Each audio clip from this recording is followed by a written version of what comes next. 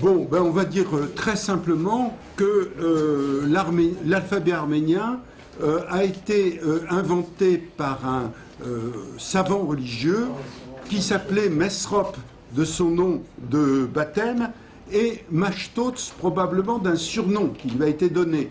Mashtots veut probablement dire vase de sagesse. Hein, c'est donc un titre honorifique qui lui a été donné en plus de son nom de baptême, Mesrop.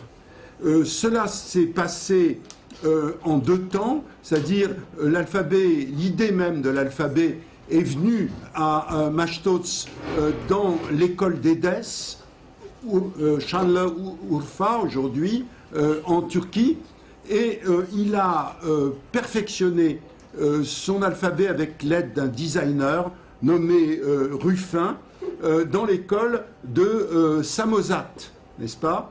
Et ensuite, il est rentré en Arménie avec son invention. Alors, ça se passait au temps du catholicos Saak Parthève, qui était le fils de Saint Nersès le Grand, donc un très grand catholicos du début du 5e siècle. Et le roi s'appelait Voramchapou. C'était un roi arsacide, l'avant-dernier des rois arsacides arméniens, nommé Voramchapou. L'invention a eu lieu la 5e année de son règne, c'est-à-dire probablement en 405. Hein, voilà à peu près ce qu'on croit savoir. Alors, comme l'indique le titre de ce livre, l'alphabet arménien dans l'histoire et dans la mémoire, il y a deux façons de raconter cet événement. C'est-à-dire, premièrement, comme le fait Koryoun, le biographe de Mashtots, qui prend ça, et c'est tout à fait valable, naturellement, comme un fait historique, dont on connaît le lieu, la date, les circonstances, les causes et les conséquences. À vrai dire, c'est un des faits les plus importants, certainement, de l'histoire arménienne, c'est-à-dire que les Arméniens n'ont pas du tout la même image d'eux-mêmes avant et après l'invention de l'alphabet. L'invention de l'alphabet a permis, je veux dire, une prise de conscience des Arméniens qui fait que véritablement ça reste jusqu'à aujourd'hui, comment dire, quelque chose de très identitaire que cet alphabet.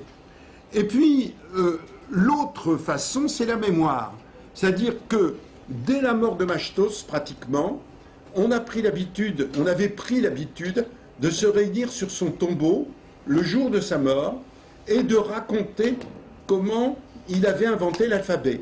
Alors en 443, c'est-à-dire 4 ans après la mort de Mashtots, pour mettre de l'ordre dans ces cérémonies, le catholicos de l'époque, qui s'appelait Joseph de Oromots, a ordonné à Koryoun, qui était disciple de Mashtots, d'écrire la vie de son maître de façon qu'elle puisse être lue sur son tombeau pour la commémoration.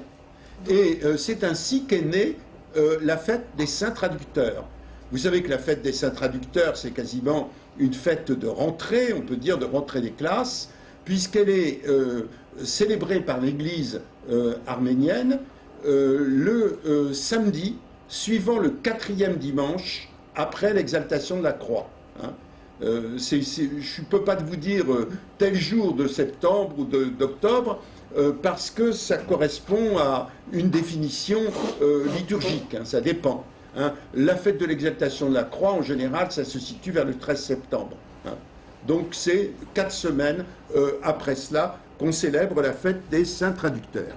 Alors, évidemment, au moment où on parle de Mashtots pour la fête des saints traducteurs, on aborde l'événement d'une façon entièrement différente, c'est-à-dire qu'on insiste essentiellement sur le sens religieux de l'événement. Alors le sens religieux, ça veut dire que d'une certaine façon, c'est une perte d'historicité. c'est-à-dire les circonstances historiques, tout ce qu'on peut dire sur les causes, les conséquences, les dates, etc., n'est plus tellement important. Ça devient une sorte de récit intemporel, comment un sage a créé un alphabet pour rendre la Bible, la parole de Dieu, accessible à sa nation. Et ensuite, ça devient une espèce de mythe de la mémoire arménienne. Alors, j'aurais voulu vous montrer une image que j'ai mise dans le livre, mais qui est probablement pas arrivée, parce que c'est compliqué. C'est une mosaïque qui se trouve à Naples, dans un baptistère. Alors, on ne voit pas grand-chose, si vous voulez. Il y a deux personnages sur cette mosaïque. Il y a Jésus qui est debout sur une espèce de globe terrestre, et il y a Saint-Pierre, et Jésus donne la loi à Saint-Pierre. Alors, vous comprenez bien que cette image paléo-chrétienne, entre parenthèses, elle est exactement contemporaine de l'invention de l'alphabet arménien. Cette image donc chrétienne ancienne, c'est la christianisation d'une idée juive, c'est-à-dire du fait que la loi a été donnée à Moïse directement par Dieu. Alors, dans notre image chrétienne, si vous voulez, au lieu du Sinaï, on a le paradis, hein, au lieu de Moïse, au lieu de Dieu, le Père, on a le Fils, qui est Jésus, et au lieu de Moïse, vous avez Pierre, qui est le représentant des chrétiens, qui reçoit la nouvelle loi, en quelque sorte, de la part du Christ. Alors, en réalité, dans le judaïsme, on ne connaît pas, mais c'est parce qu'on n'a pas toutes les... on a beaucoup de sources iconographiques qui sont perdues. Hein. On ne connaît pas d'image où on représente l'Éternel en train de donner à Moïse la loi en haut du mont Sinaï. Par exemple, dans la fameuse synagogue de Doura Europos, où il y a plein de scènes de l'Ancien Testament, on n'a pas cette scène-là.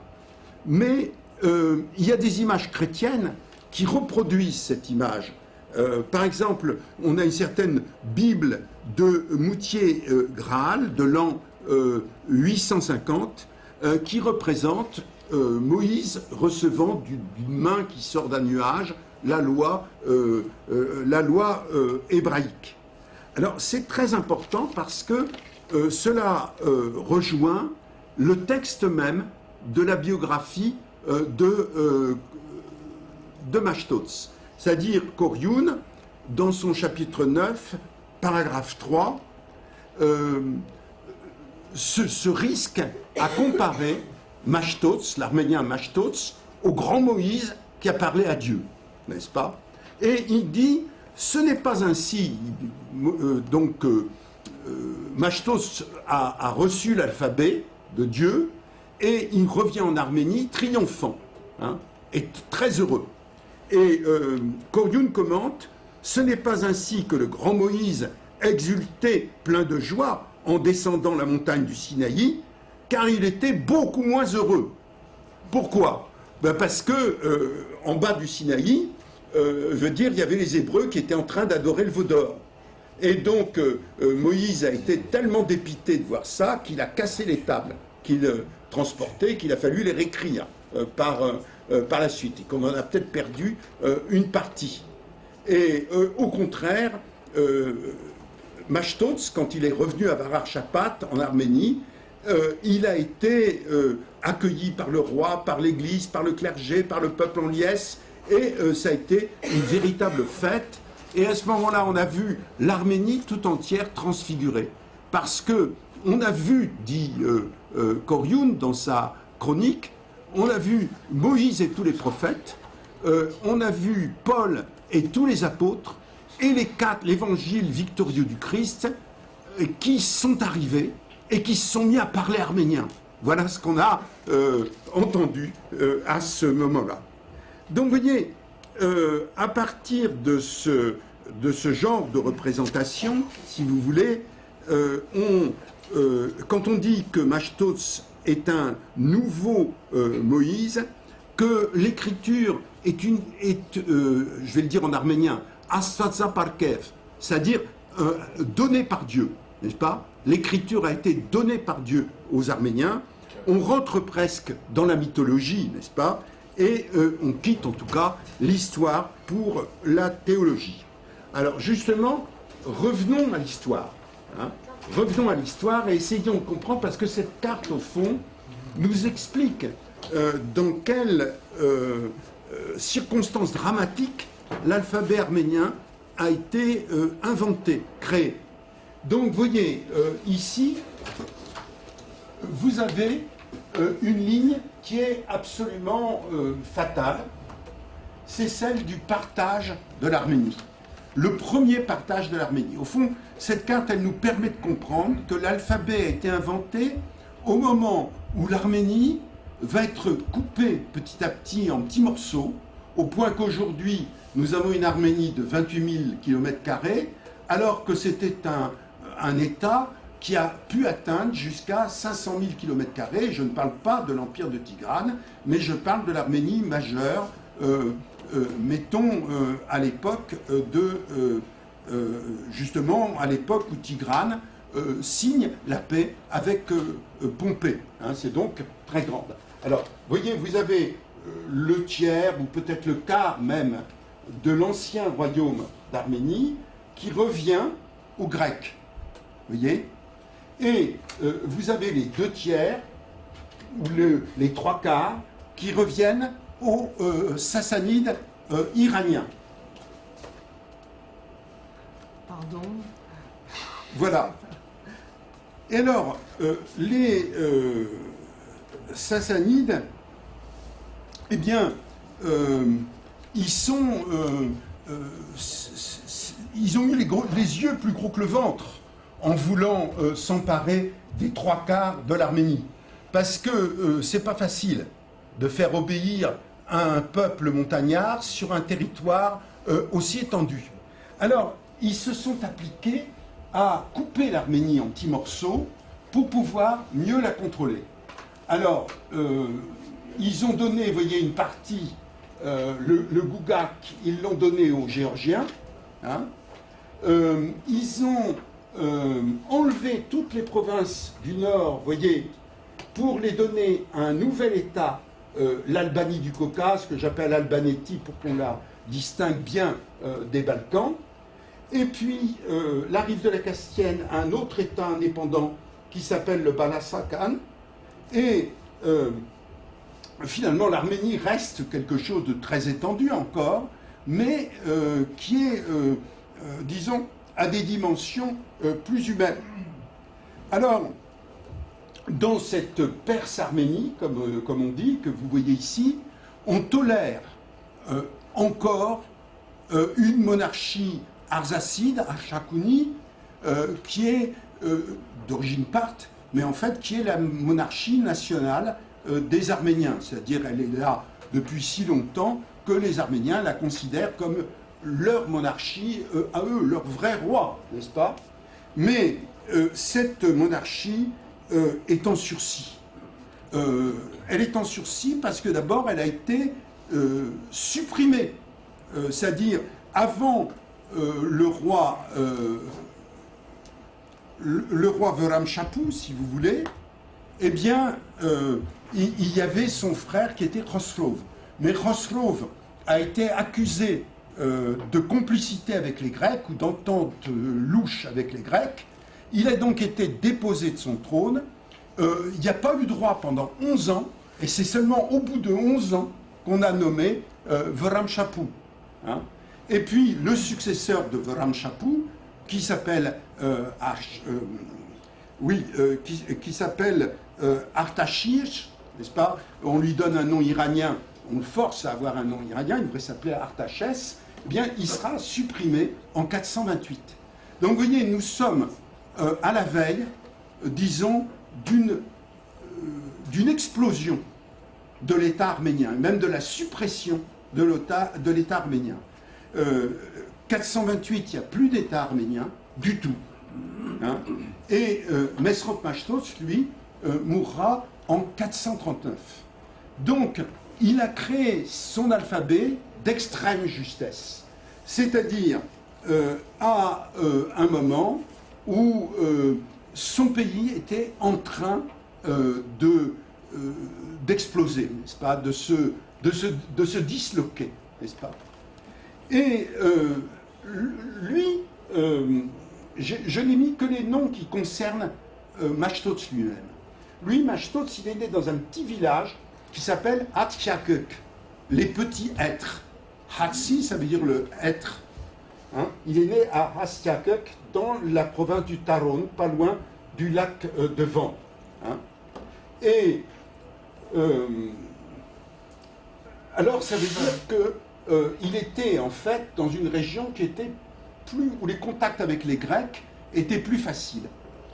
Et donc, lui-même, nous dit son biographe, il fut nourri aux lettres grecques dès son enfance. Il parlait très très bien le grec. Hein. Et probablement, la plupart de ses amis, les gens qu'il a choisis pour l'entourer, pour l'aider, étaient dans la même situation. Parce que vous voyez, dans la partie grecque, hein, ça c'est déjà devenu l'Empire byzantin. Mais c'est les anciennes provinces arméniennes que j'ai indiquées. Il y a la province d'Ekeriats. Hein. Ekeriats, c'est la patrie de Hohan d'Ekeriats, qui était un des lieutenants, on peut dire, de Mesrop Machtots. Il y en avait un autre qui s'appelait Joseph de Parine, Hovsep Parnatsi, n'est-ce pas? C'est ces deux personnages qu'il a utilisés comme très proches collaborateurs pour traduire la Bible. Et il y a un évêque de Derzan, vous voyez, qui s'appelait Gint, hein, et qui était aussi un homme de confiance de Machtots. Et enfin, un de ses disciples qui s'appelait Tirai plutôt, de Khortian. Alors, pourquoi est-ce que Machtots recrute ses plus proches collaborateurs dans cette région? Eh bien, parce que ce sont probablement, comme lui, des gens parfaitement bilingues, parfaitement gréco-arméniens, très instruits, et qu'il considère comme des compatriotes. Et d'une certaine façon, hein, ça nous dévoile quel est son projet. Son projet n'est pas seulement un projet religieux, mais il y a quelque chose de patriotique. Il y a l'intention de réunifier l'Arménie malgré la frontière politique, de faire que la même culture règne des deux côtés de la frontière, quelles que soient les circonstances politiques qui prévalent.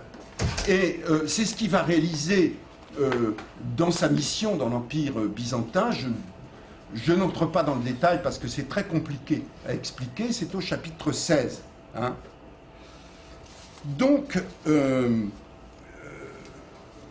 voilà, je crois qu'on peut admettre que l'alphabet arménien, aux yeux de Machtots, c'est avant tout un remède. Un remède. Je crois qu'on pourrait le dire, même comme ça, d'air, hein, en arménien. Parce qu'il y a des livres qui sont qualifiés de remèdes dans différents colophons. Un remède contre l'oralité païenne et pour l'enracinement biblique. Ça, c'est très grave. C'est très grave du point de vue sassanide. Hein. Vous voyez, une raison... bon. Deuxièmement, un remède contre la division du pays. Ça, c'est très grave du point de vue grec et du point de vue sassanide à la fois. Hein. Donc, vous voyez, la création de l'alphabet, c'est quelque chose, une entreprise qui est doublement subversive. aussi bien contre les Grecs que contre les Perses. Et ce qui est extraordinaire, c'est, comment dire, l'apparente innocence de Kourioun, qui nous raconte ça tranquillement, comme si ça allait de soi, et sans rien nous dire des questions qui fâchent. Par exemple, il ne va pas nous dire, par exemple, que le frère et prédécesseur de Vrramchapou a été destitué. Mais naturellement, tout le monde le sait et tout le monde y pense, hein, y compris Vrramchapou lui-même. Hein.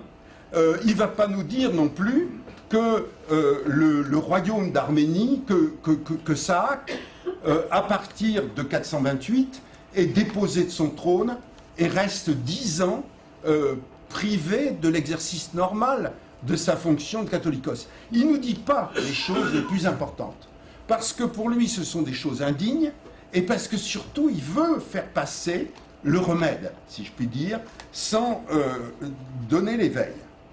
Alors, vous voyez,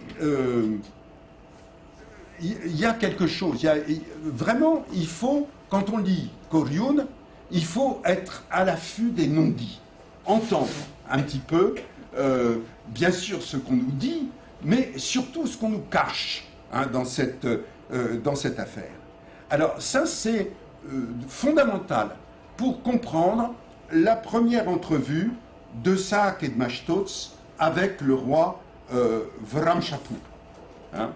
C'est-à-dire, Mashtots a essayé de faire quelques expériences missionnaires en montagne, ça n'a pas marché, premièrement parce qu'il y avait des militaires qui prétendaient convaincre les habitants par des moyens plus énergiques que la parole du prédicateur. Deuxièmement, parce que les montagnards ne comprenaient strictement rien aux prédications chrétiennes de Mashtots. Hein. Donc il est allé voir le catholicos et il lui a dit il faut créer un alphabet. L'alphabet lui a dit, le catholicos lui a dit très bonne idée, allons voir le roi. Alors le roi Vrramchapou, dès qu'il entend ça, il est paniqué. Il faut imaginer qu'il est paniqué parce qu'il se dit qu'est-ce qui va m'arriver? La même chose qu'à mon frère. C'est-à-dire si je crée un alphabet, on va m'accuser d'être de connivence avec les Grecs, et si je serai donc détrôné pour connivence avec les Grecs, etc. Et donc, en réalité, l'entretien entre Saak, Mashtots et Vrramchapou, c'est un concours de camouflage, si vous voulez. C'est un concours de camouflage. C'est-à-dire que dès que on lui parle de l'invention d'un alphabet, le roi fait semblant d'être très très très content et d'avoir une idée toute prête. Toute prête. Il leur dit, bah, justement, il y a un certain Daniel. Daniel qui est un Syrien et qui a essayé d'écrire de l'arménien avec des lettres des lettres qu'il a trouvées. On ne nous dit pas exactement comment il les a trouvées. Hein. Entre parenthèses, on pense aujourd'hui que c'était un cryptogramme. Je reviendrai peut-être là-dessus. Hein. Vous pensez? Bon, et qu'est-ce que ça veut dire dans l'esprit du roi? Ça ne veut pas dire les lettres de Daniel sont excellentes.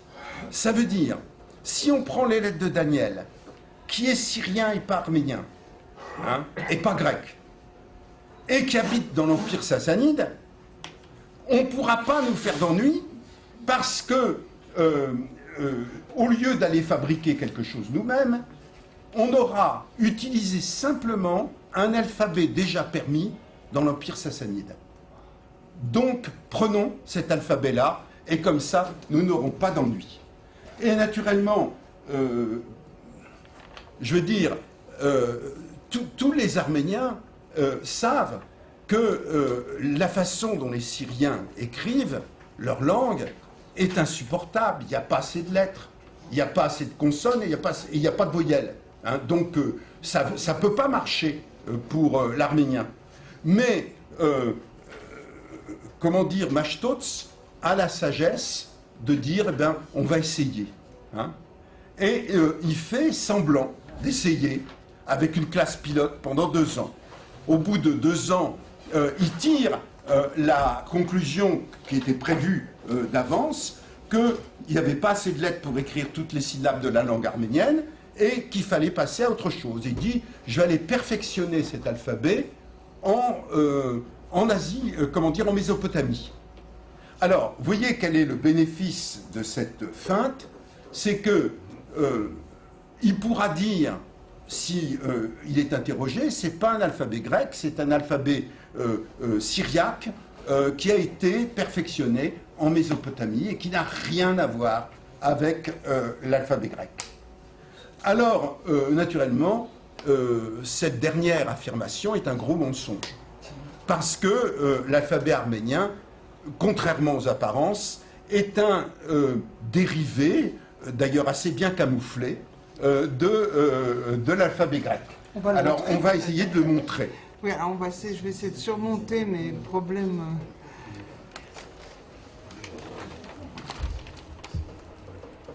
On a eu des tas de contretemps. Alors, c'est pas cette image. C'est pas ça, non, c'est... Alors, l'alphabet arménien, bon. Ouais. Voilà, si on arrive à le montrer, c'est pas grave, là. Même si on le montre pas en entier, l'essentiel va se voir tout de suite. Oui. Bon, bah voilà, bon, là, je sais voilà, pas. Bougez pas, c'est parfait. Voilà.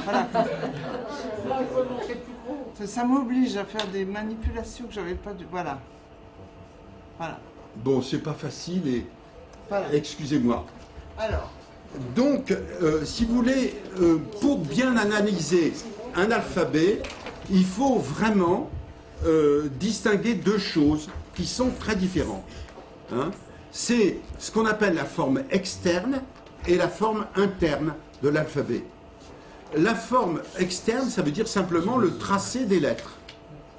Alors, réfléchissez simplement aux langues que nous pratiquons tous les jours. Le tracé des lettres n'a qu'une importance très secondaire. Premièrement, parce que, mettons, le tracé des majuscules est totalement différent, ou assez différent, en tout cas, du tracé des minuscules, hein, en imprimerie comme à la main. Et puis, disons, si on passe en écriture cursive à la main, vous avez des styles d'écriture qui sont très très différents, qu'on peut écrire en anglaise avec la plume sergeur majeur, ou en ronde, ou en, etc. Et finalement, chacun écrit à sa façon. Hein. Donc le tracé externe, vous voyez, purement matériel des lettres n'est pas important. La seule chose qui soit importante, c'est que toutes les lettres de l'alphabet soient bien distinctes dans une écriture donnée. Hein. Que on n'écrive pas comme ça se faisait, mettons, au XVIIe siècle, ça nous dérange, le F et le S pareil. Vous voyez, c'est ça qui est très important, c'est de distinguer les lettres. Au contraire, la forme interne, eh bien, ça consiste dans l'ordre, si vous voulez, des lettres, la succession des lettres. Alors, regardez ce qui se passe pour l'arménien. Alors là, j'ai pris, vous voyez, je vous ai mis le grec ici. Alors, toutes les lettres grecques que j'ai mises ici sont dans l'ordre canonique de l'alphabet grec. Alpha, bêta, gamma, delta, etc. Hein. Et là, je vous ai mis les lettres arméniennes, à côté, majuscules et minuscules. Hein. Eh bien, qu'est-ce qu'on voit? Alors, d'abord, il y a une coïncidence absolue jusqu'à la 7e lettre, qui est le « est », n'est-ce pas?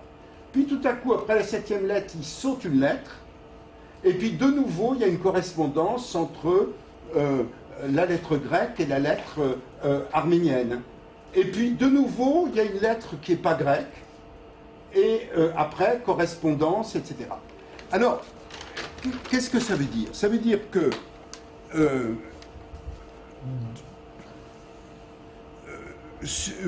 les lettres grecques, l'ordre des lettres grecques est resté entièrement intact dans l'alphabet arménien. Et que les lettres qui ne sont pas grecques, qui sont arméniennes, ont été intercalées entre les lettres grecques. Hein. Ça, c'est très important. Et ça apparaît d'une façon d'autant plus frappante. À intervalles périodiques, apparemment. Non, pas forcément périodique. C'est un peu aléatoire, mais en tout cas, ça marche tout seul. Évidemment, en arménien, il y a deux R différents. Alors, il y a un des R qui est à sa place, selon l'alphabet grec, puis il y en a un autre qui a été rajouté, après, mais qui est proprement arménien. Alors, vous voyez ce principe, lettres grecques dans l'ordre, lettres arméniennes intercalées. Il va devenir évident si on compare avec l'alphabet géorgien, qui est aussi attribué à Mashtots. Donc on prend... Il est là? Il est là, normalement. Non, j'ai reçu que l'albanien. Bon, ben ça fait rien. Alors dans ce cas-là, il n'y a pas de géorgien. Je cherche. Hein. S'il y en a un troisième, bon, on ne va pas chercher. Elle a envoyé l'albanien, mais c'est... Bon, ben c'est pas grave. Je le montre aussi? L'albanien, on va le montrer, oui. Mais pour l'instant, alors je dis en un mot tout ce que j'aurais pu dire, si vous voulez, sur l'alphabet géorgien. L'alphabet géorgien, c'est pas du tout pareil. Vous avez toutes les lettres grecques d'abord et les lettres géorgiennes après. C'est-à-dire, en gros, vous avez deux colonnes d'alphabet, c'est le même nombre de lettres qu'en arménien. Vous avez deux colonnes d'alphabet, une colonne et demie, c'est du grec, et une demi-colonne, c'est des lettres purement géorgiennes. Elles sont toutes à la fin. Toutes à la fin. Alors, ça veut dire que l'alphabet, géorgien, n'a pas du tout la même structure que l'alphabet arménien. Hein. Que les lettres ont été ajoutées après. Alors maintenant, on va regarder l'alphabet albanien. Hein. Alors celui-là, il a été retrouvé... Alors cet alphabet albanien, il a été retrouvé en deux temps. Dans un premier temps, en 1947, non, attendez que je ne dise pas de bêtises, en 1936, Ilya Abouladze, qui était le directeur de l'Institut des manuscrits de Tbilissi à l'époque, est allé faire un tour au Matenadaran. Et il a trouvé un livre dans lequel il y avait collection des alphabets qui ont servi à écrire la Bible. Alors, pour comprendre ça, il faut se mettre dans le cadre des polémiques contre les musulmans. Vous savez que les musulmans accusent les juifs et les chrétiens d'avoir falsifié les Écritures. Hein. Et les chrétiens répondent à cela en disant « on n'a pas falsifié, la preuve c'est qu'il y a tant de traductions qui disent toutes la même chose. On n'a pas pu truquer s'il y avait eu un trucage, il apparaîtrait par des contradictions entre les différentes traductions. Donc voilà. Alors pour faire ça, donc, on avait un petit manuel qui était la liste des alphabets comme ça. Et on a trouvé, c'est l'alphabet des Arwanks, hein, des Albaniens du Caucase. Et puis en 1947, on a trouvé une inscription, elle est là, mais c'est pas la peine qu'on la montre pour le moment, au barrage de Mingetchauri. Et puis ensuite, au Sinaï, en 1996, on a retrouvé des palimpsestes avec ça. Alors, regardez, oui, mais on voit pas très bien ce que j'avais mis. Attendez, je regarde ce qui se passe. On va regarder les choses comme ça. Regardez, là on a A, B, G, D, E, Z, E, E. Ça c'est le début de l'alphabet arménien. Après, qu'est-ce qui se passe? Après on a le J. Hein, J. Bon, on a... Excusez-moi. Évidemment, avec un PowerPoint, ça n'aurait pas sauté comme ça. Moi, je ne sais pas comment il faut. Non, mais c'est pas grave. Je maintiens pas l'image. C'est de ma faute. Non. Mais voilà. Vous voyez, J, To, To, G, hein, normalement. Hein, après. On a un tche, on a des lettres qui ne sont pas possibles. Et puis après, ini, liun, re, vous voyez. Autrement dit, on a l'ordre de l'alphabet arménien, n'est-ce pas? Mais on a des lettres barbares qui sont introduites entre les deux. C'est normal parce qu'il y a 36 lettres en arménien, du moins dans l'alphabet de Mashtots, et il y en a 52 dans l'alphabet des Albaniens. 52 parce que on passe de l'autre côté de la chaîne du Caucase. Et, si vous voulez, au nord de la chaîne du Caucase, c'est plus de 50 lettres et quelquefois plus de 60. Et au sud, c'est moins de 40. Hein. C'est une caractéristique générale des langues de la région. Qui comporte beaucoup de consonnes. Qui comporte beaucoup de consonnes. Les voyelles sont toujours très très simples. Hein. Eh bien, la conclusion de cela, c'est que,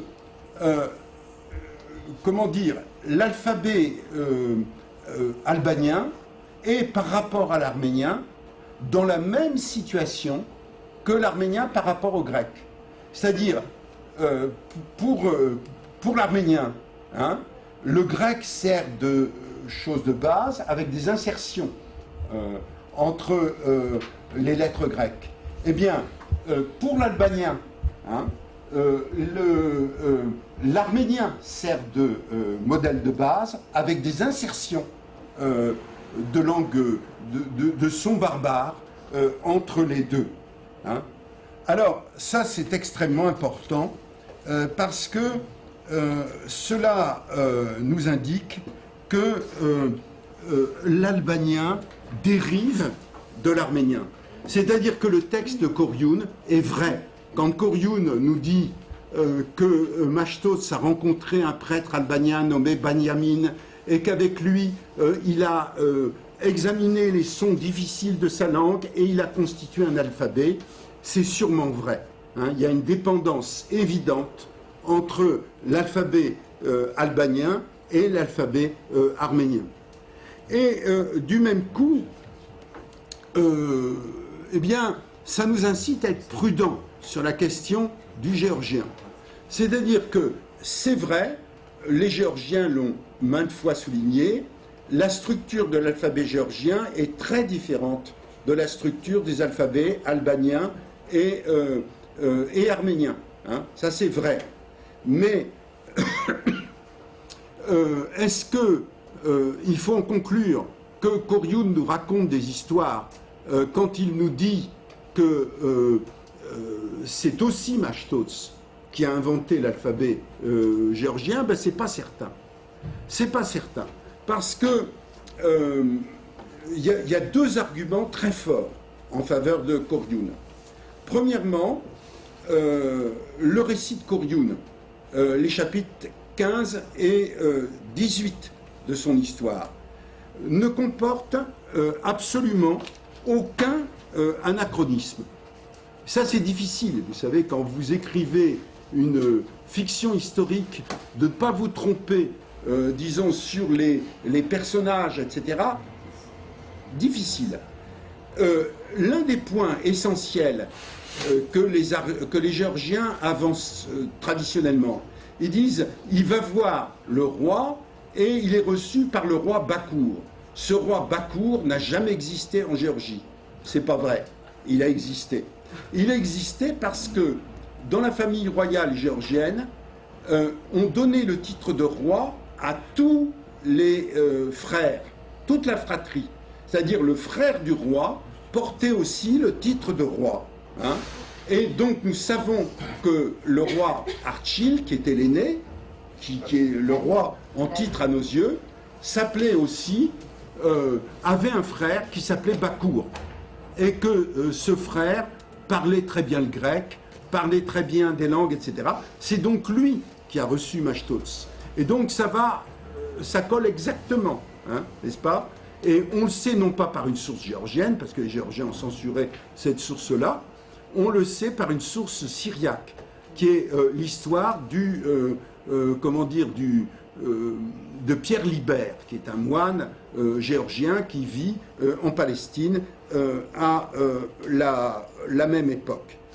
Et enfin, l'autre raison, c'est qu'il n'existe aucune inscription, aucun document géorgien dont on puisse dire qu'il est antérieur au 5e siècle, donc qu'il soit antérieur à Machtots. Alors ça, c'est très important. Alors, on est obligé, en fin de compte, de supposer que Machtots a été associé à la création de l'alphabet géorgien d'une façon ou d'une autre.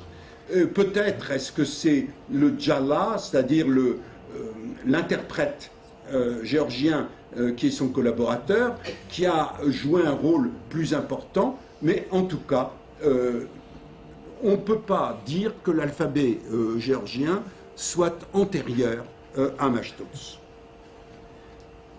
Alors, un autre point, peut-être on va revenir aux cartes, si c'est possible, à la carte, si c'est possible.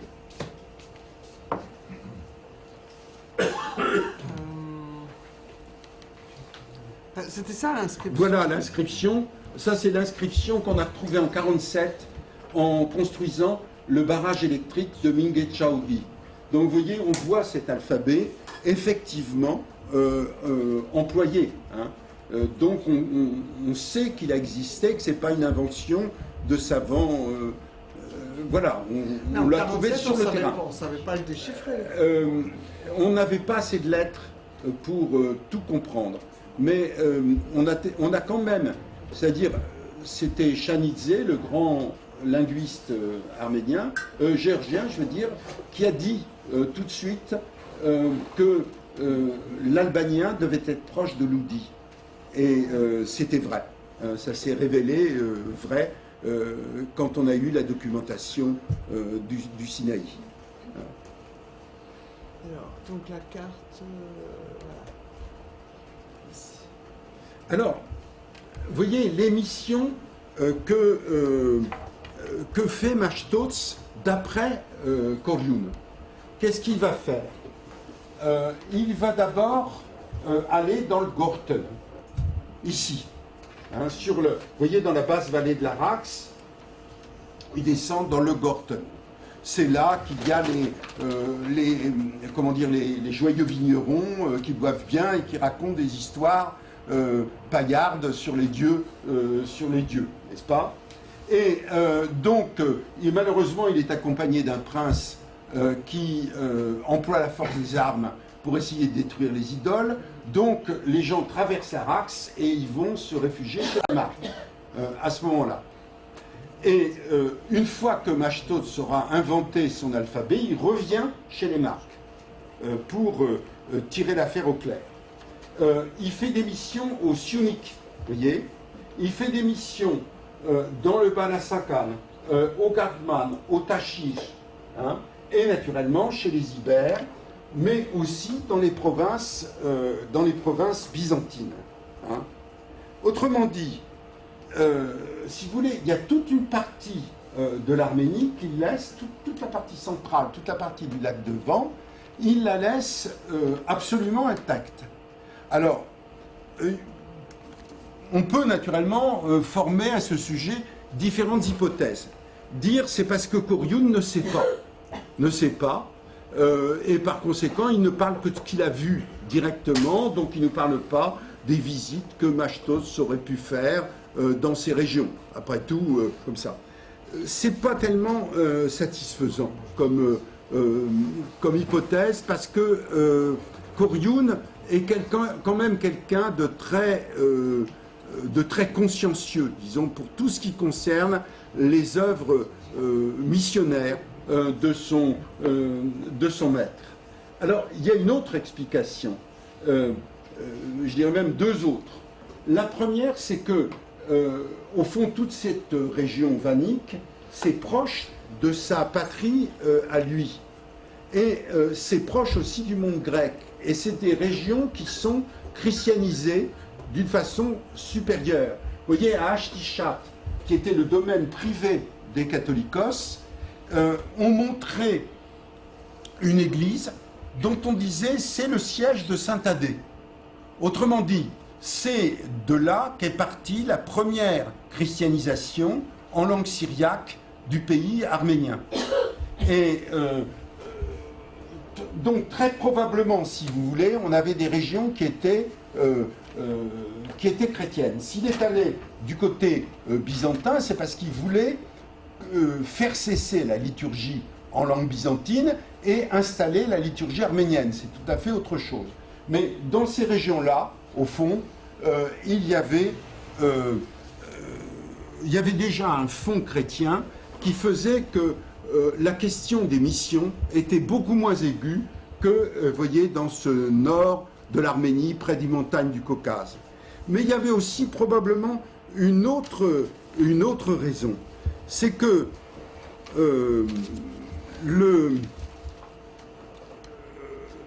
si vous voulez, l'environnement caucasien de l'Arménie, des deux chrétientés limitrophes, voyez, la Géorgie et l'Albanie, montre qu'il avait une intention politique.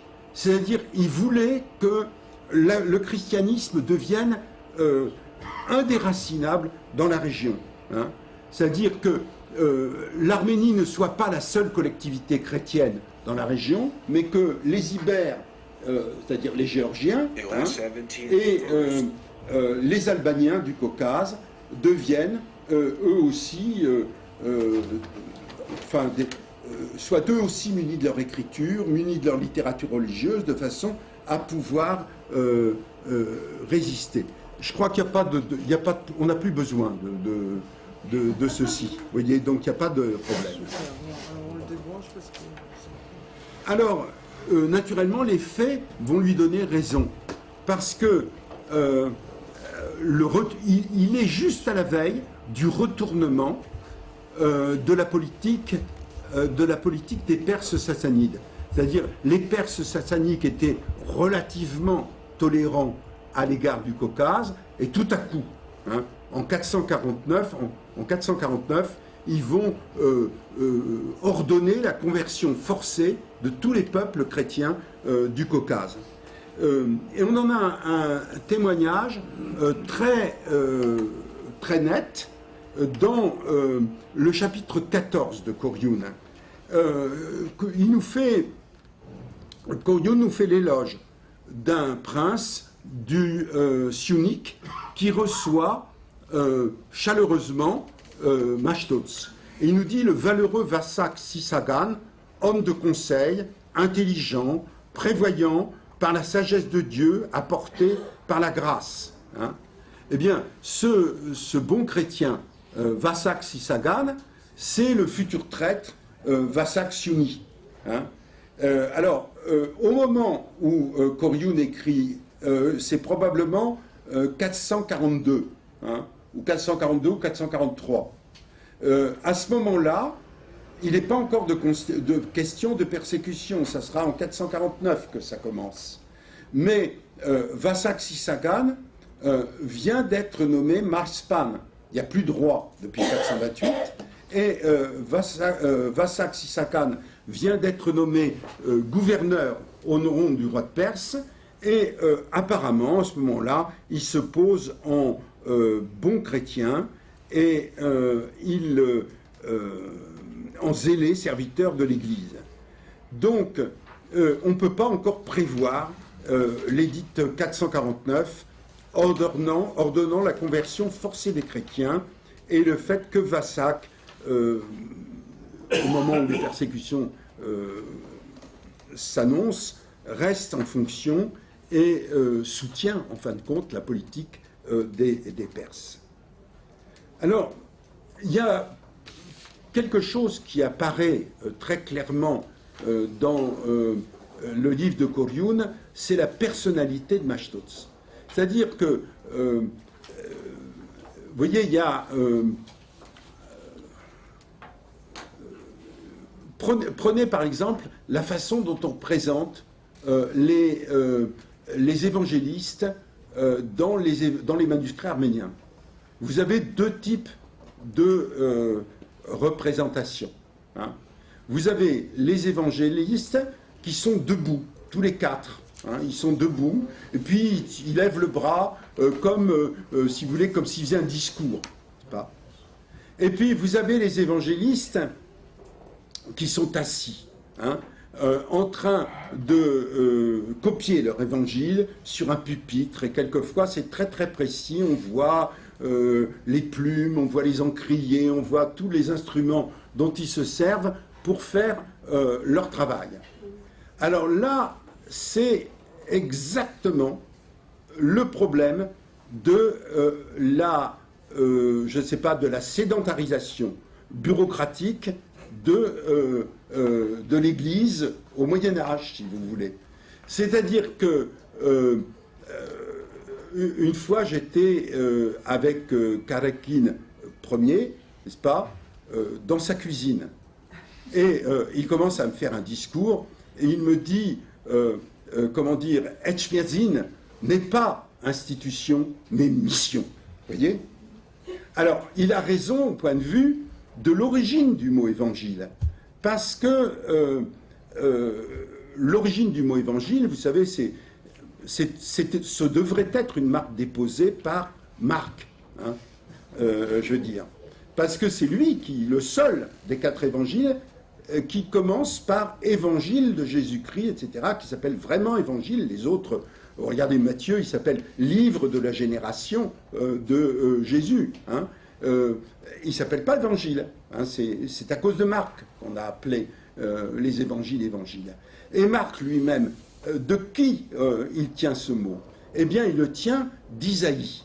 Il le tient d'Isaïe qui dit « Qu'ils sont beaux les pieds de celui qui annonce la bonne nouvelle ». Autrement dit, on n'enseigne pas l'évangile avec un stylo Parker, mais avec ses pieds. Hein, avec ses pieds, en courant sur les chemins. Hein. Bien, je crois que cette conception du métier d'évangéliste, c'est un mot qu'il emploie plusieurs fois, hein, Koryun, c'était exactement celle de Machtots. Machtots pensait que l'évangile, c'était d'abord un message qu'il fallait porter, qu'il fallait diffuser, comme ça, d'une façon extrêmement active. Hein. Et donc, il était aussi bien homme d'action que savant, et peut-être plus encore homme d'action que savant, et bon, je parlerai après de son côté religieux. Et donc, on le voit dans la façon dont Koryun nous raconte la première application du nouvel alphabet, qui a été la traduction de la Bible. Alors, là encore, Koryun a un comportement déconcertant non, je veux dire, Machtots a un comportement déconcertant que Koryun ne nous explique pas, qui nous laisse deviner. Vous voyez, il commence par réaliser avec ses élèves la première traduction d'un livre de la Bible, et il choisit les proverbes de Salomon. Pourquoi est-ce qu'il choisit les proverbes de Salomon? Parce que dans l'Antiquité, c'était une règle générale, on apprenait aux enfants à lire et à écrire en copiant des maximes, hein, comme les dieux honorent les vieillards, hein, ce genre de phrases. Alors évidemment, ça c'est une maxime païenne que je viens de citer, mais les proverbes de Salomon, ça pouvait passer pour des enfants chrétiens. Donc on leur fait apprendre les proverbes de Salomon et on les leur fait copier. Et là, il rentre à Varar-Chapat, on lui fait la fête pendant 4 ou 5 jours, et aussitôt il s'en va. Il s'en va au pays des Marques, hein, qui étaient les barbares avec qui il avait des comptes à régler, puisqu'ils avaient accueilli les idoles des vignerons de Corten. Hein. Et c'est seulement quand il revient qu'il continue la traduction de la Bible, qui est achevée à son retour. Alors, la plupart des lecteurs historiens contemporains de l'histoire ont dit « ça va pas, ça va pas ». Normalement, Mashtots aurait dû rentrer, s'installer à son bureau, terminer la traduction des évangiles jusqu'au bout, et après, il aurait pu faire des missions, il aurait eu raison de faire ça. Eh bien, je crois que c'est pas ça l'explication. L'explication, c'est que Mashtots pensait que, en ce qui concernait la traduction de la Bible, il avait à la fois l'instrument et la méthode. Il avait déjà montré l'instrument et la méthode. C'est-à-dire, l'instrument, c'était l'alphabet, qui était totalement au point, comme le montrait la traduction du livre des Proverbes, et la méthode, c'était de ne jamais copier un seul livre à la fois. C'est-à-dire, lui, comment est-ce qu'il avait fait? Il avait écrit verset par verset, il avait fait copier par les deux maîtres d'école, qui étaient Ovanes Yegerizatsi, Diegeriats, et puis Ovsef Parnatsi. Puis chacun d'eux était allé faire copier ça à une classe d'enfants, si bien qu'en fin de compte, au lieu d'avoir un seul exemplaire, on avait, mettons, 40 ou 50 exemplaires du premier coup. Et on pouvait continuer comme ça à multiplier la Bible et à la diffuser de cette façon-là. Donc il savait que s'il s'en allait faire un tour chez les Marques, Ovsep et Hovan étaient parfaitement capables de le remplacer, il n'y avait rien d'urgent, et qui verrait à son retour les résultats et qui prendrait acte de tout cela. En revanche, le fait qu'il avait un compte urgent à régler avec les Marques, ça ne pouvait pas attendre. Et il fallait qu'il aille tout de suite réparer l'échec qu'il avait eu précédemment. Alors, en même temps que la Bible, Mashtots pense également à traduire les pères. Et là encore, Corioun nous montre comment il a procédé progressivement. Parce que il a voulu former, si vous voulez, des traducteurs en nombre suffisant, ceux qu'on va appeler plus tard peut-être les saints traducteurs, enfin qu'on va considérer comme les saints traducteurs. Alors, quel âge ils ont, ces traducteurs? Eh bien, il y a deux maîtres que je viens de nommer, qui sont Ovan et qui sont Ovsep. Ceux-là, ils ont 18, 20 ans, enfin, quelque chose comme ça. C'est des jeunes adultes, disons. Mais le reste, c'est des enfants matar, très jeunes, matar. Pourquoi? Bien parce que c'est des petits séminaristes, si je puis dire. Hein? Ils ont peut-être 10-12 ans, ils doivent apprendre à écrire. L'essentiel, c'est Movses Rodenatsi qui souligne ça, c'est qu'ils soient Yagarachunch.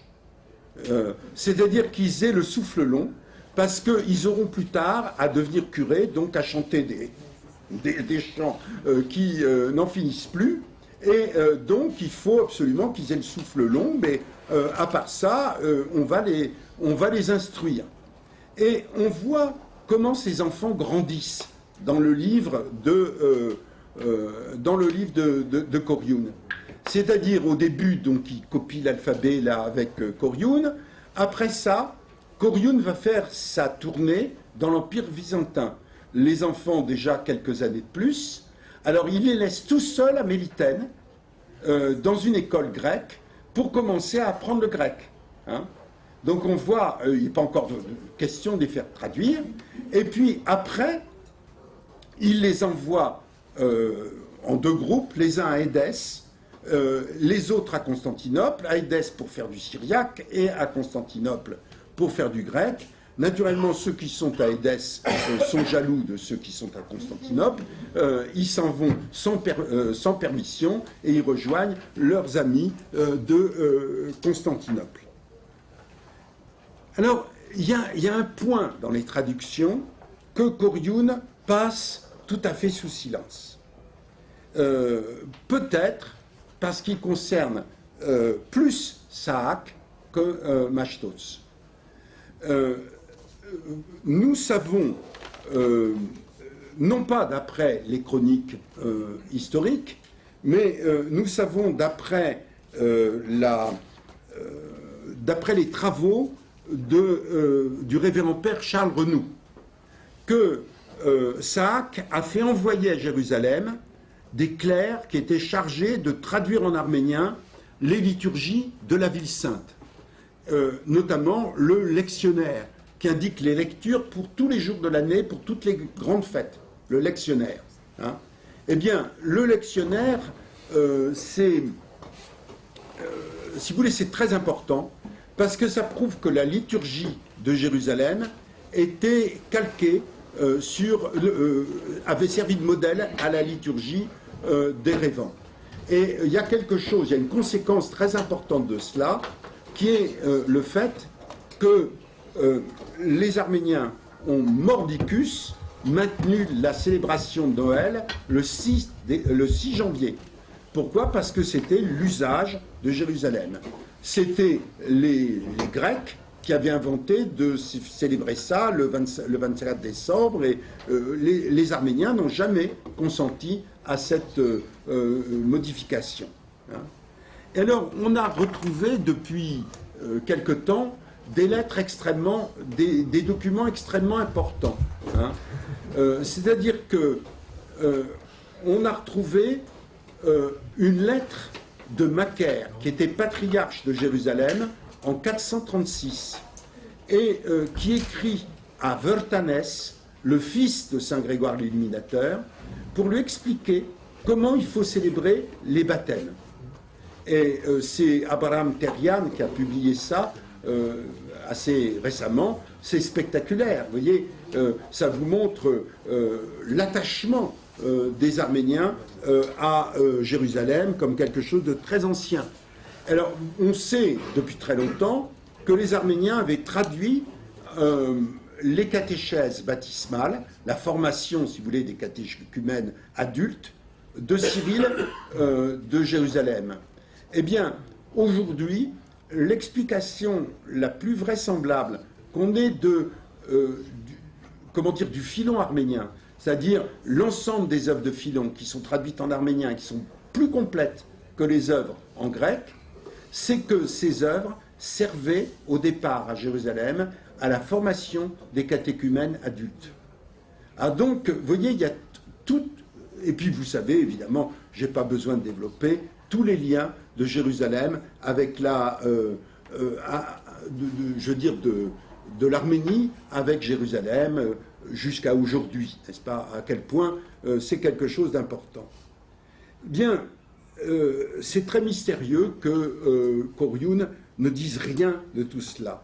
Mais j'ai l'impression que, de son point de vue, la préoccupation première de Machtots, il le dit, vous voyez, dans son chapitre 12, je cite, c'est de faire jaillir pour l'Arménie, la maison de Torgom, les grâces de la prédication apostolique des commandements divins.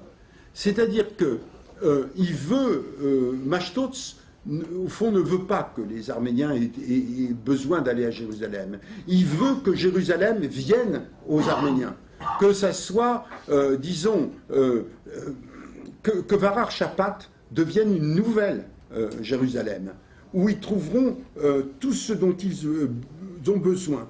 Et alors il cite à ce propos le prophète Zacharie. Il dit il y aura une source intarissable dans la maison de David, et pour lui la maison de David c'est Varar Chapat. Hein. Donc il y a cette dimension qui est très religieuse, très mystique de Machtots. Et il y a quelques brefs chapitres de Corioun qui nous donnent une certaine idée de la spiritualité de Machtots. C'est-à-dire, la spiritualité de Machtots, elle tient beaucoup à un certain nombre de coutumes, d'attitudes religieuses qui étaient codifiées dans le monde syrien, syro-mésopotamien. Pour avoir une idée de ces coutumes, il faut lire il y a deux types d'auteurs qu'il faut lire.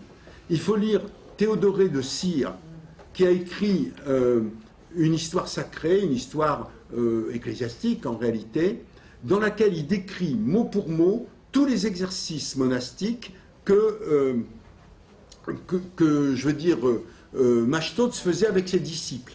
Aller dans la montagne, ne rien boire, ne rien manger, sauf des herbes mouillées, parce que comme ça on pouvait boire pour l'occasion, ne pas se coucher, rester toute la nuit debout, les bras étendus, en priant et en papillotant des yeux, etc.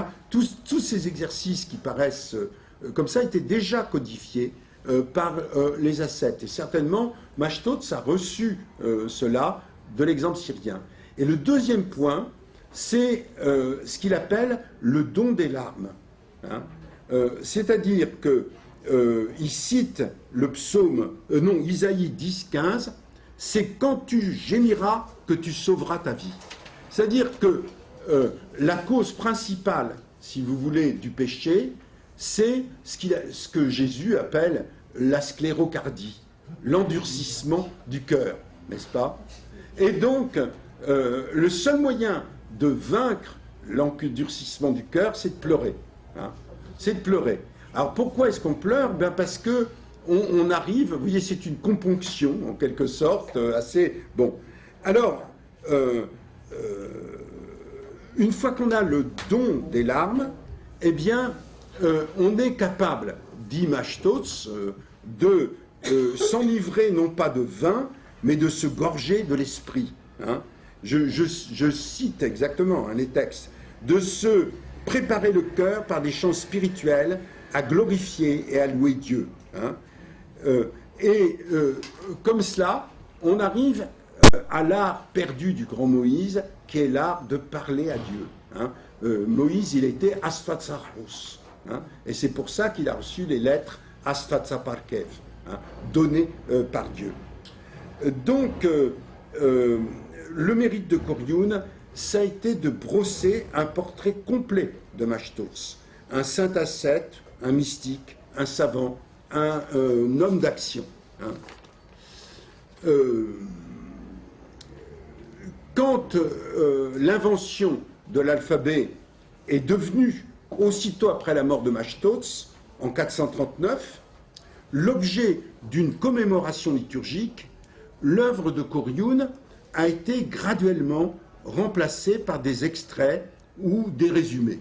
Le premier des résumés, c'est le petit... Enfin, pas le premier, mais un des résumés le plus célèbre qui nous soit resté, c'est ce qu'on appelle le petit Korioun. C'est-à-dire, c'est un résumé qui a été fait au Xe siècle en mélangeant Korioun avec Movses Roerenatsi. Et déjà dans ce résumé, la figure de Machtots a été éclipsée par l'autorité du patriarche Saak. C'est-à-dire que il n'y a pas de doute pour nous, quand on lit Korioun, c'est vraiment Machtots qui a inventé l'alphabet, et il ne l'a pas inventé par hasard, il l'a inventé par réflexion, par son talent, son génie, qui est propre. Et vous voyez, c'est ça qui va être nié très vite. Parce que, en réalité, Saak, comment dire, a marié sa fille aux Mamikonians. Il a marié sa fille aux Mamikonians. Et donc, les Mamikonians sont des princes très puissants qui vont représenter Saak comme leur ancêtre et qui vont faire que Saak grandisse pour que Machtots diminue, si je puis dire. Et donc, dès l'histoire de Khazar Parpetsi, qui est écrite à la demande de Varan Mamikonian, vous voyez que Machtots, c'est un petit garçon qui obéit aux ordres de Saak. Alors, à un certain moment, il dit à Saak, je ne sais pas quoi faire. Saak lui dit, tu n'es pas capable, laisse-moi terminer la traduction de la Bible, laisse-moi faire les choses à ta place. Et on voit très nettement que Saak prend le dessus. Ça, c'est probablement pas vrai. Mais ce qui est plus grave encore, c'est que l'invention intellectuelle, on peut dire, de Machtots dans les narrations postérieures, est remplacé par un miracle. C'est-à-dire, Machtots n'a rien fait, il n'a pas pensé, il n'a pas eu d'idée, il a simplement eu une vision, et il a vu le poignet de Dieu qui était en train d'écrire l'alphabet. Alors lui, vite, il a pris un cahier, il a copié les lettres comme ça, mais il n'a rien inventé lui-même. Hein, il n'a rien inventé lui-même, c'est ça qui est extraordinaire. Et surtout, plus le temps passe, et plus on élabore la légende des saints traducteurs. Vous voyez, alors un des responsables de l'élaboration de cette légende, enfin celui qui a pu donner l'idée, c'est Movses Rolenatsi. Movses Rolenatsi, livre 3, chapitre 62, raconte son voyage d'études et celui de ses camarades dans les grandes métropoles méditerranéennes. Donc ils sont allés à Rome, à Athènes, à Alexandrie, partout, à Jérusalem, partout. Hein, et partout, ils ont appris, recueilli le savoir. Mais à leur retour, ils ont retrouvé l'Arménie plongée dans le chaos à cause après la mort de Saak et de Machtots. Hein. Et à ce moment-là, l'histoire de Movses se termine sur le VOP, hein, sur le « Je pleure sur toi, pays d'Arménie », etc., la grande lamentation sur le pays d'Arménie. Alors, il faut bien comprendre ce que signifie, en fait, ce voyage d'études de Movses Rolenatsi.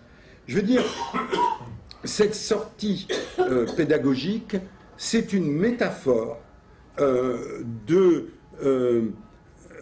la traduction de ce qu'on appelait les Ardakink Kirk, hein, les Ardakink.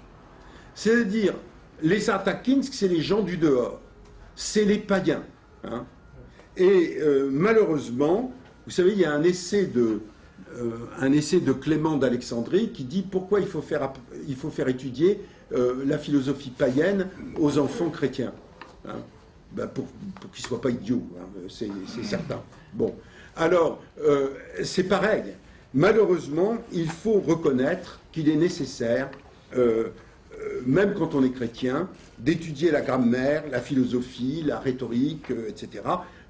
Saint Basile, Saint Grégoire de Nice, Saint Grégoire de Nazianze ont donné ce funeste exemple, et ben, il faut le suivre également. Alors, simplement, il faut remarquer que les traductions de ces sciences datent non pas du 5e siècle, c'est-à-dire de l'époque de Machtots, mais des 6e, 7e siècles, 8e siècle. Alors, tirez-en les conclusions que vous voulez sur la date de Movses Rolenatsi, mais cette sortie pédagogique, c'est une métaphore de la traduction des auteurs païens.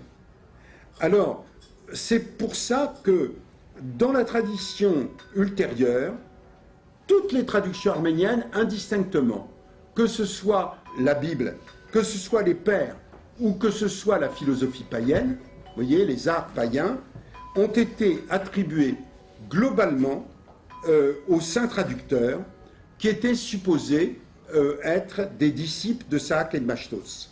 Et on a dit que c'est parce qu'ils ont fait toutes ces traductions, et c'est aussi parce qu'en rentrant et ayant vu des choses aussi tristes que celles qu'ils ont vues, ils se sont adonnés à l'ascèse monastique, et grâce à eux a été préservée l'identité arménienne, la langue et la religion, malgré toutes les calamités. Alors les noms de ces calamités sont bien connus, perses, arabes,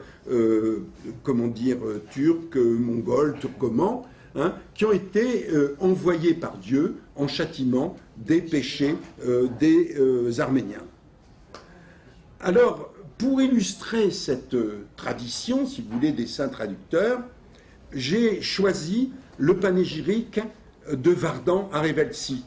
C'est un panégyrique qui a été composé peut-être, hein, on n'a pas la date exacte, vers 1257 sur l'ordre de l'abbé Hamazaspre, qui était le supérieur du monastère de Harpat.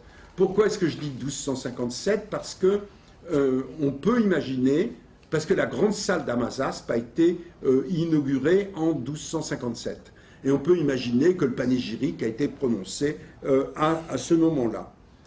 Alors, quand on lit, je ne vais pas vous raconter dans le détail, mais quand on lit ce discours très édifiant, on découvre à quel point 800 ans après, les Arméniens ont totalement oublié les circonstances historiques de l'invention de l'alphabet.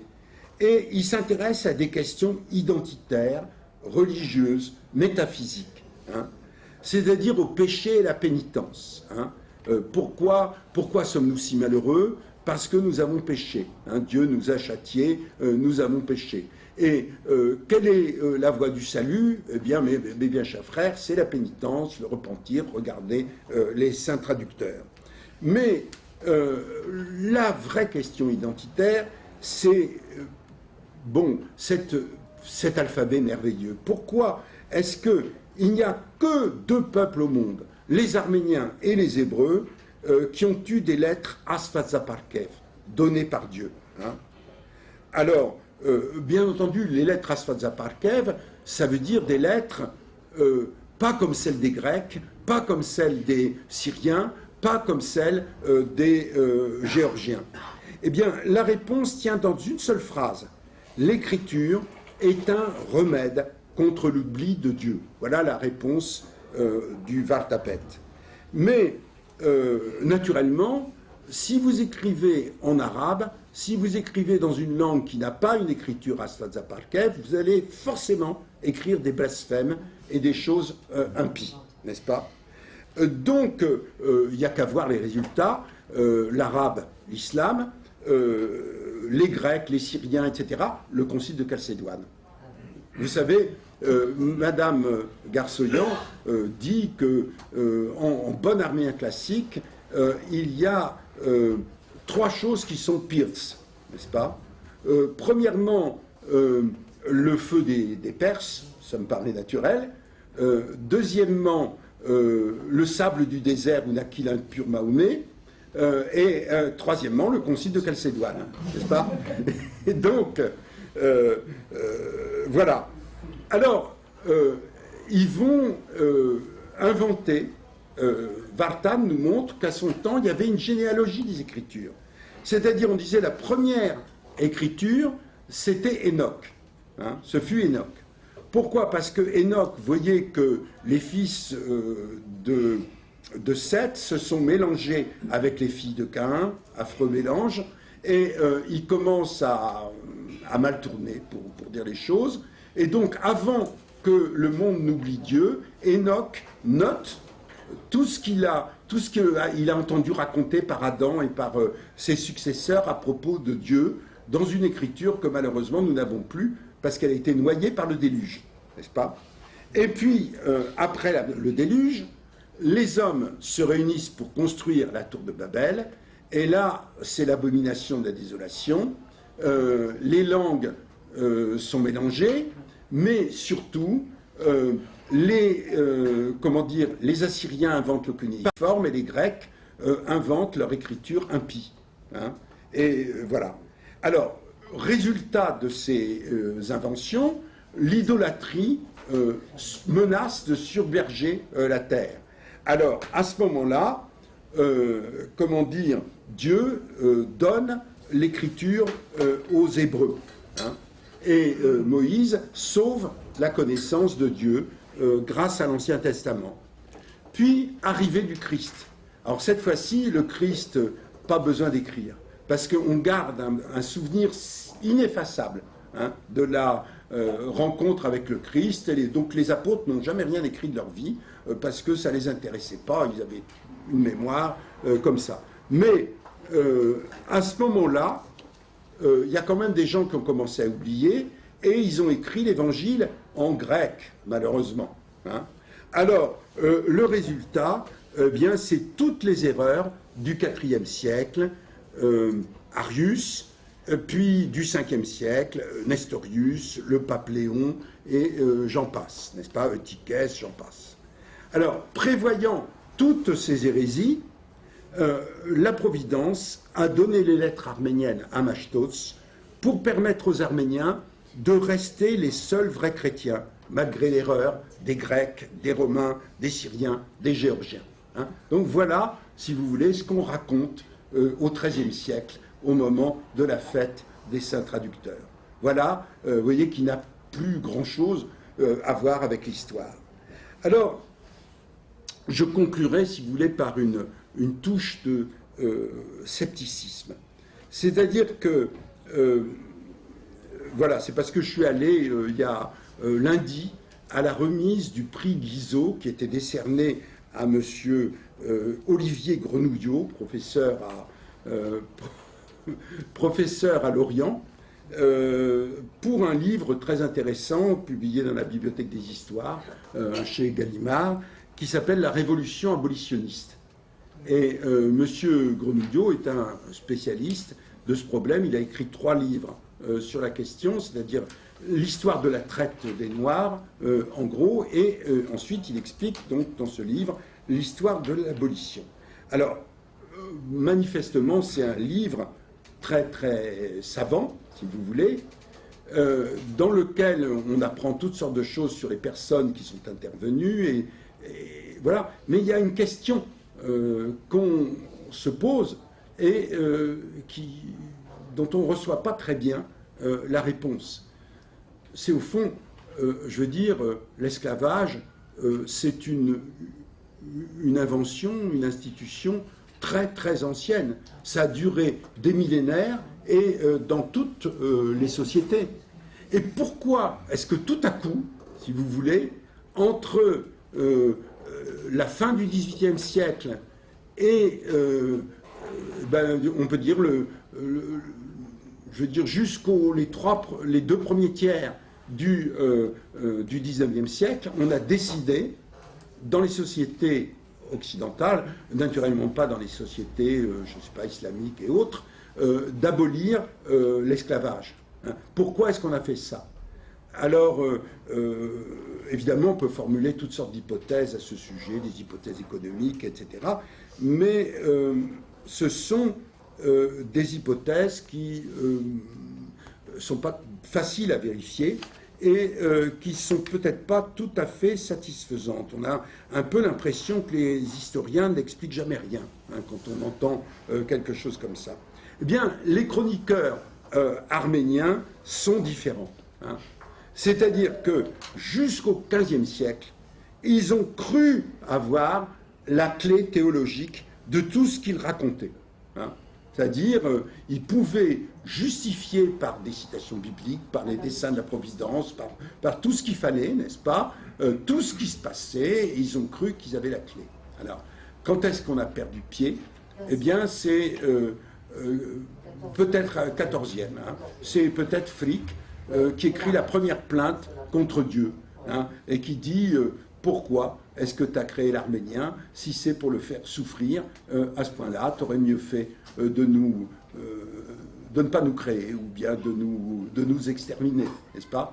Et à partir de ce moment-là, on peut dire que l'historiographie arménienne qui s'appuie sur des convictions absolues et qui essaye de nous raconter une histoire aussi édifiante, en somme, que l'histoire de l'alphabet et de l'invention des écritures chrétiennes du Caucase va disparaître. Voilà, c'est tout, mais je veux bien répondre, bien sûr, à toutes sortes de questions si vous voulez.